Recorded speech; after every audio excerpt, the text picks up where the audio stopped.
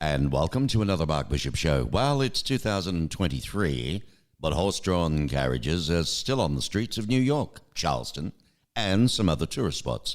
But if visitors knew the cruelty behind the nostalgia, they'd never get taken for a ride. These horses are forced to pound the pavement in all-weather extremes, dragging heavy loads and dodging cars and inhaling exhaust fumes. And it gets worse. Ashley Byrne, Director of Outreach for People for the Ethical Treatment of Animals, our good friends PETA, she's with us to discuss in a moment how the industry fights all welfare reforms, doesn't matter what you throw at them, and how your listeners can support efforts to ban horse-drawn carriages in your own communities. Well, there are cruel, goings-on in the horse-drawn carriage industry, Ashley. How do we learn to help stop the abuse of working horses?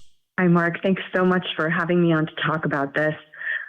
Well, everything about the horse-drawn carriage industry is cruel, but the good news is that there absolutely are things that people can do, and that just starts, first of all, with never taking a carriage ride in your own city or if you're visiting as a tourist.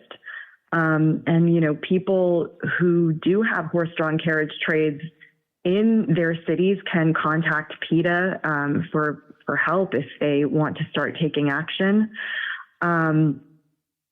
People can always take photos or videos when they see a carriage horse or any animal in distress, because, the most important thing we can do is just to educate the public about how horses suffer behind the scenes in this industry. Mm-hmm, mm-hmm. Well, it's such a shame because it looks such a lovely thing. I personally would be one of the guilty parties. I mean, I've never done it, but I've always wanted to do a horse-drawn carriage through, Central Park in New York.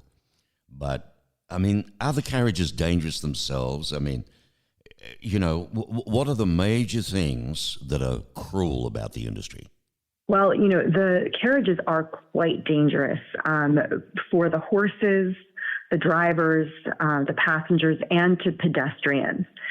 Horses are prey animals, and so putting them in the middle of traffic is just a recipe for disaster, because unexpected noises or movements can cause them to spook and bolt, and we see tragic and sometimes deadly incidents resulting from this. And there have actually been dozens of incidents just in the past few years. To name a couple, in 2019, 7 people were injured in Savannah, Georgia, when a carriage horse ran amok after being spooked by construction noise.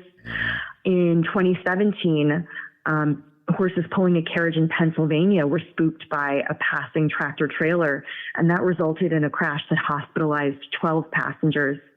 And in Texas in 2018, a driver and a horse were killed, and a passenger was injured when an SUV crashed into a carriage. Oh, good Lord. And the thing, and countless crashes and near misses go unreported. Well, so I'm just talking about what we know. Yeah, you never hear of this in the media. You never, No. you never don't see vision of it or anything else. But I can imagine how catastrophic that'd be. Horses, I do understand. They're forced to pull carriages, right, and can end up with painful and debilitating ailments that affects their hooves and legs, from which I understand. They were made for soft, grassy areas, not city streets. And the reports of beatings abound. That's not good, is it? No, you're absolutely right.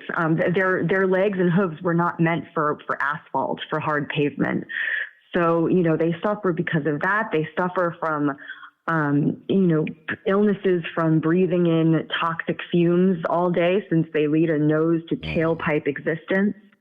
And we know that they're abused, in other ways. And sometimes, actually, very often, these horses are elderly or ill, because frequently they're just bought at auction cheap and just forced to spend the remaining years of their lives pulling these carriages until their bodies give out. Yeah. And one very sad example of that did come to light was in August 2022. Footage went viral of an elderly, emaciated horse named Ryder being mercilessly beaten by a carriage driver in New York City after he collapsed in severe heat. Yeah, I remember that one. I'm a New Yorker. It was a sweltering day. Yeah, and that's only because people got video. Yeah, poor thing. The water, hosing him and so on. And so, when you look at it, then I mean, do these horses have any legal protections at all? I think people would be surprised to learn that horses are afforded no federal protection under the Animal Welfare Act. And that leaves them with just a handful of local anti-cruelty statutes to protect them. But those are rarely, if ever, enforced because most city agencies just don't have the resources or the time to monitor carriages and to ensure that horses aren't being overworked or mistreated. And that means that they are every day. Mm-hmm. Well, Philly's doing something, isn't it? Don't they prohibit horses from being used, if the temperature drops below 26 degrees or tops 91 Fahrenheit? Don't they do something there? Yes. They have a law in place where if the temperature exceeds 90 degrees or falls below 26 degrees Fahrenheit, the horses are taken off the street. But the thing is, those temperatures already are so extreme that they can be deadly for horses. And that's the case in many cities. I mean, New York and St. Augustine, Florida are both examples as well, where the temperature has to reach the 90s before the horses are taken off the street. And we've seen so many instances of horses being overwhelmed by heat long before that and just collapsing as a result. Well, Ashley, have any cities banned horse-drawn carriages that you know of? Fortunately, yes, the tide is turning in many cities around the United States and around the world are banning horse-drawn carriages. Here in the U.S., that includes Chicago, many cities in Florida, including Key West, Palm Beach, and Pompano Beach and Treasure Island.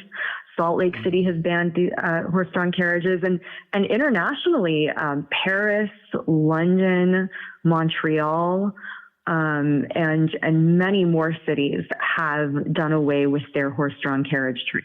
Well, it's getting out there. That's good. So, I mean, there's plenty of other ways for visitors to tour a city. I know it's romantic and nostalgic and all the rest of it, but you got to think of the animals. I mean, the abusive industry still rolls on, putting horses, passengers, and passers-by, too. They're often not included in the statistics at risk. Imagine that thing running muck. I mean, you see it in a movie or something, fine, but boy, when it's in real life, it's pretty dangerous, isn't it? Injured, hospitalized, killed by nervous horses, spooked by sudden noises. They're not supposed to be amongst all that. So I don't know, Peter, what can people do? I know we've got PETA.org, the traditional site. Is anything on there you want to promote? Yes, absolutely. People can visit PETA.org, as you say, to learn more information about the horse-drawn carriage trade and also to contact us to take action if there is a carriage trade in their city. And people can also sign a petition at PETA.org to replace the horse-drawn carriages in New York City with horseless electric carriages, vintage-style electric carriages. So you still get that charming, old-fashioned experience, but without the cruelty and without the danger. Oh, what a great idea. Right? It almost takes you back, in the very first cars, so to speak.